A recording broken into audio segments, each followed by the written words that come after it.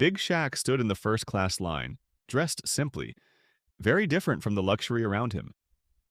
A man nearby watched him with a look of disapproval, his arrogance clear. What happened next would leave everyone on that plane completely speechless and change one life forever. Before we continue, tell us where you're watching from. And if you love stories like this, subscribe to the channel, because tomorrow we have another special one just for you. The Dallas airport was as busy as ever. People rushed past, voices blended together, and luggage rolled in all directions. In the middle of it all, one man stood calmly in the first-class line, Big Shaq. He wore a plaid shirt, worn-out jeans, and scuffed boots. His backpack looked like it had traveled the world. Nothing about him stood out, so most people didn't notice him. But if you looked closer, you'd feel something different. It wasn't just the way he dressed, it was the calm energy he gave off. He seemed like someone who never let the chaos around him ruin his peace. While others looked stressed and impatient, Shaq stayed still, just observing. He didn't mind the curious glances or the fact that he didn't fit in with the other first-class passengers. Right behind him stood Peterson Harding, his total opposite. Peterson wore a fancy suit, polished shoes, and cologne that made sure everyone knew he was important. Every move he made seemed practiced, like he wanted the whole world to notice him. He scanned the line, then his eyes landed on Shaq. He smirked and couldn't help himself. "First class," Peterson said with a sarcastic smile. "You never know what kind of people might show up here these days." Shaq turned his head and looked at him, his face calm. "Yeah," Shaq said. "The world is full of surprises." Peterson frowned. He was expecting a bigger reaction, something that would prove what he thought about the man in front of him. But Shaq didn't seem to care. Peterson decided to push further. "Look, nothing personal," Peterson said, chuckling. "But you don't seem like the type who flies first class. It's rare to see someone so casual up here." The moment to board had arrived. The first-class line moved forward. Without another word, Shaq and Peterson followed, tickets in hand. Peterson walked with confidence, while Shaq moved at his same relaxed pace as if nothing could rush him. Once they got on the plane, the unexpected happened. Peterson checked his ticket, then looked up, right at Shaq, settling into the seat next to his. "You've got to be kidding me," Peterson muttered, shaking his head. He let out a small laugh, as if this were some kind of joke. "Of all the places, it had to be here." Shaq gave him that same calm smile. "Looks like we're traveling together then," he said. Peterson crossed his arms, trying to hide his frustration. It wasn't just about sitting next to Shaq. It was the fact that the man he had judged just minutes ago was now sharing the same exclusive space as him. And for some reason that made him uncomfortable. As the last passengers boarded, Peterson decided to start a conversation, but not in a friendly way. "So, what do you do for a living?" he asked, sounding like he already knew the answer but just wanted to hear it confirmed. Shaq, adjusting his backpack under the seat, looked up. "I work in basketball," he said simply. Peterson raised an eyebrow. "Oh, I see. Commercials? Small-time stuff?" Shaq gave a small smile and shook his head. "Something like that." Peterson laughed. "I've always found it interesting how people try to fit in where they don't belong," he said. "Like first class, for example." Shaq looked at him for a moment, then answered calmly. "I think we all belong exactly where we are." Peterson let out a short laugh. "That's cute. Kind of philosophical, even. But real life isn't that simple." Shaq didn't respond. He just turned toward the window as if the conversation was over. But Peterson wasn't done. "You know what?" Peterson said, leaning slightly toward him. "You might be sitting here, but there are things money can't buy. Some places just aren't meant for certain people, because of how they look or where they come from." This time, Shaq didn't say a word. He just looked at Peterson with a steady gaze, one that held both patience and quiet strength. It was the kind of look that spoke louder than anything he could say. Peterson, thinking he had won, leaned back in his seat with a smirk. He thought he was in control of this situation. But the truth? This was just the beginning. With the plane in the air, the flight attendant started serving drinks. Peterson made sure to get noticed. "A glass of champagne," he said, flashing a confident smile, one that matched the luxury of first class. The flight attendant, used to these kinds of passengers, nodded politely, then she turned to Shaq. "Just water, please," Shaq said simply. Peterson couldn't help himself. He chuckled and looked at Shaq with that same smug expression. "Water?" he asked, almost laughing. "Don't tell me you're going to waste the first-class experience with just water." Shaq took the bottle the flight attendant handed him and replied calmly, "I'm fine with this. Sometimes simple is enough." Peterson narrowed his eyes as if trying to figure out Shaq's answer, but quickly decided to push back. "Yeah, I guess that works for people who settle for less. Not everyone is meant to enjoy the best life has to offer." Shaq raised the bottle and took a small sip, not answering right away. Other passengers started to notice Peterson's sharp tone, but since Shaq seemed unbothered, no one stepped in. "Maybe the best is different for everyone," Shaq finally said, just as calm as before. Peterson didn't like that answer. He took a deep breath, trying to stay in control of the conversation. Or maybe people who say that just never had access to what really matters. Some things are out of reach for certain people, because they can't afford luxury. What would you say if you were in Shaq's shoes? Would you stay quiet? Let us know in the comments below. And don't forget to subscribe to the channel. The flight attendant, who was serving another passenger, glanced over as if thinking about stepping in. But she noticed Shaq was handling it well. He didn't argue, didn't react, just gave a small smile and looked back out the window. Peterson, on the other hand, wasn't satisfied. He wanted to push further, but was starting to realize that Shaq wasn't an easy person to shake. Peterson thought he was winning, but to the passengers around them, his arrogance was starting to feel uncomfortable. While Shaq stayed calm, Peterson was about to face a truth that could change the way he saw people. The flight attendant returned, serving another round of drinks. Peterson decided to keep going. Life is like flying first class," he said, swirling his champagne glass with pride. "You work hard, earn your place, and then you get to enjoy it. But some people, well, they're only here because they got lucky." Shaq placed his water bottle on the tray table and finally turned to face Peterson. His eyes were calm, but there was something different now, like he was ready to speak more directly. "Lucky or hardworking, we all end up in the same place when the flight lands, don't we?" Shaq said, his voice steady but firm. The passengers around them, who had been quietly listening, now paid even closer attention. The cabin felt oddly still. A few exchanged glances, sensing the tension. Peterson smiled, trying to hide the fact that Shaq's words had hit him. "Well, I wouldn't say that. Some of us are just on a higher level. Not everyone understands what it means to be here." Shaq leaned forward slightly, crossing his arms. "I think the value of being here," he gestured around the first-class cabin, "isn't about what you have, but how you treat others." The words hung in the air like an undeniable truth. Some passengers nodded. Others exchanged approving glances. Peterson shifted uncomfortably. He tried to laugh it off, but his nerves were showing. "That's a good one," he said. "First time flying first class, huh? Maybe you should consider giving motivational speeches." His voice carried a sarcastic edge. Shaq just gave a small smile and turned forward again, ending the conversation without another word. His silence spoke louder than anything else. Around them, the passengers reacted. Some whispered. Others gave Peterson disapproving looks.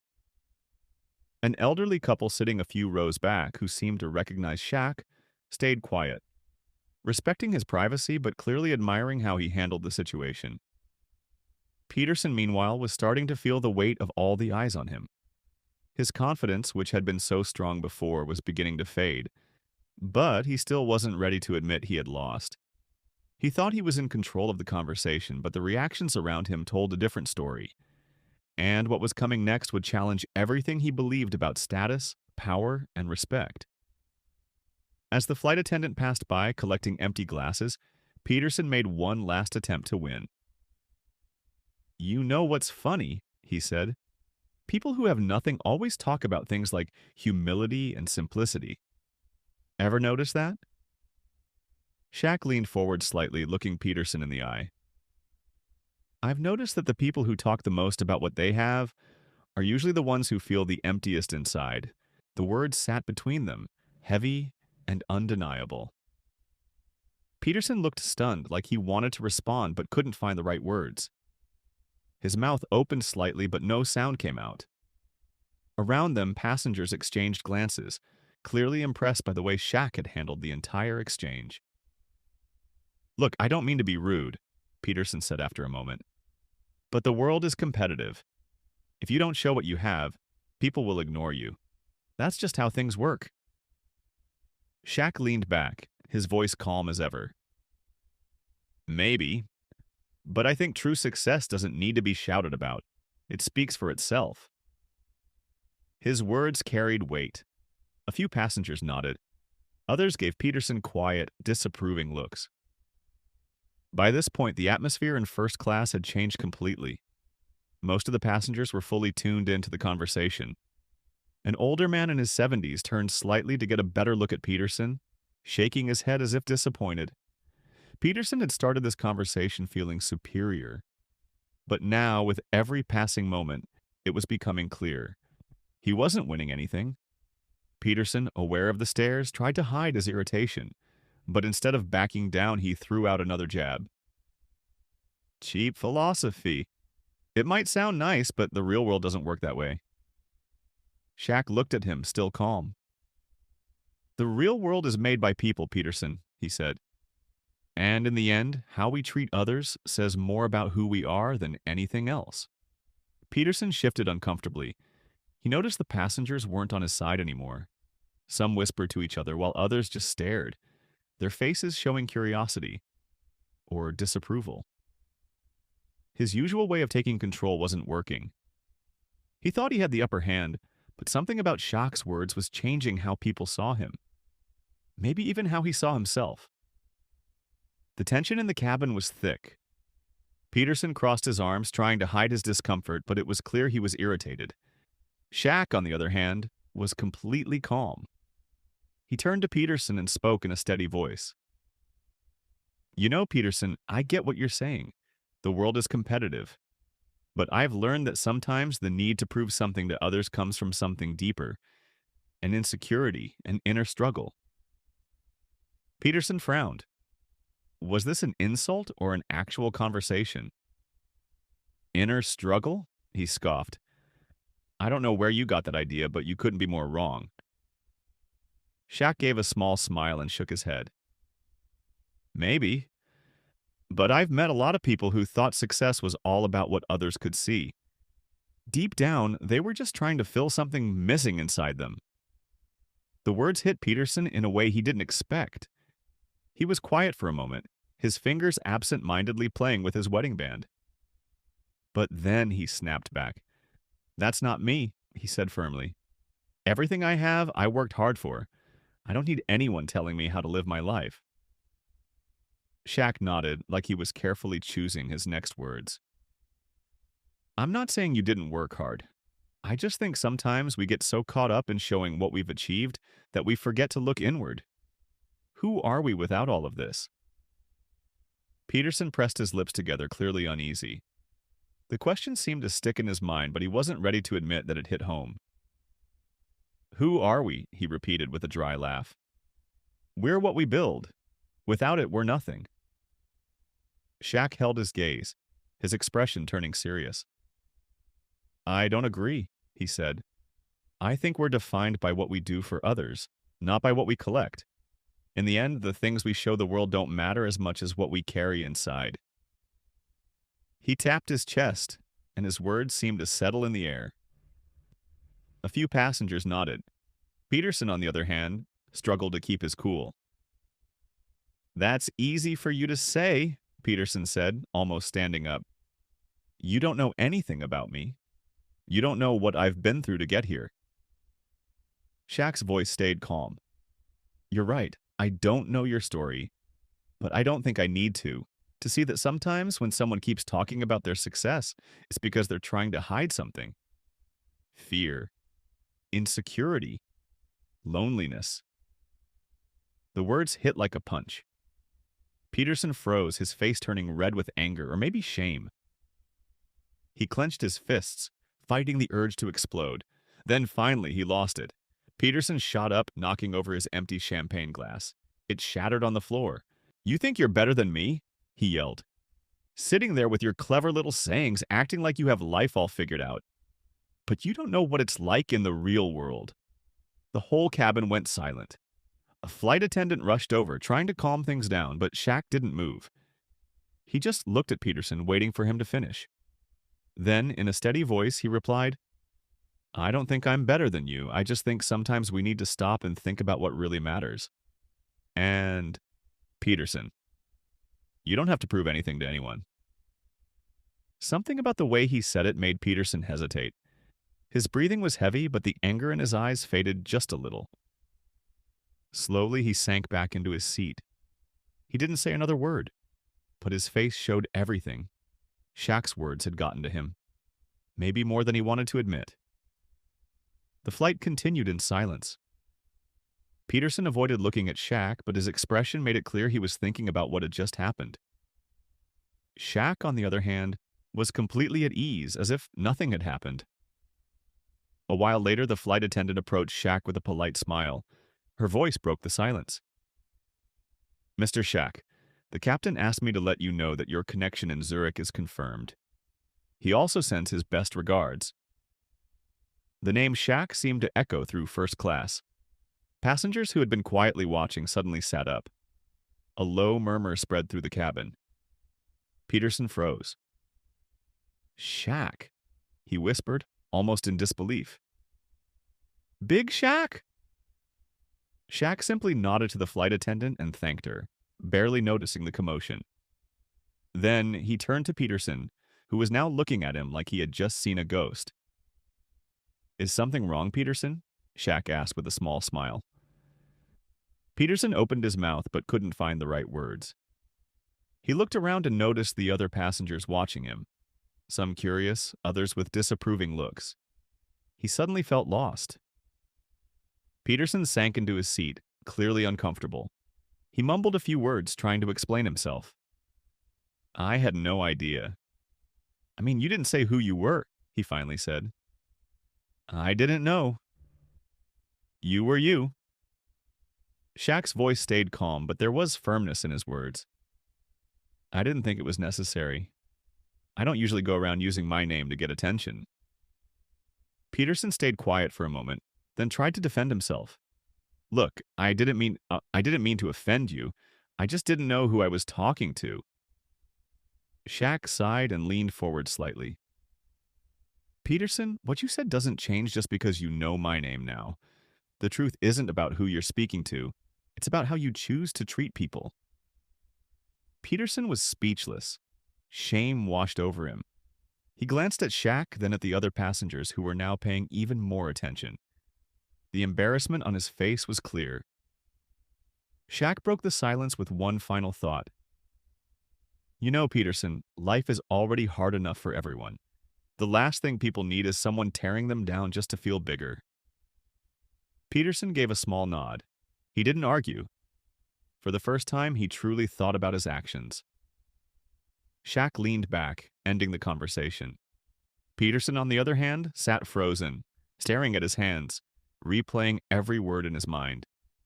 He wasn't just confronted by Shaq, he was confronted by reality. He started to realize that in trying to put someone else down, he had actually revealed more about himself than he ever intended.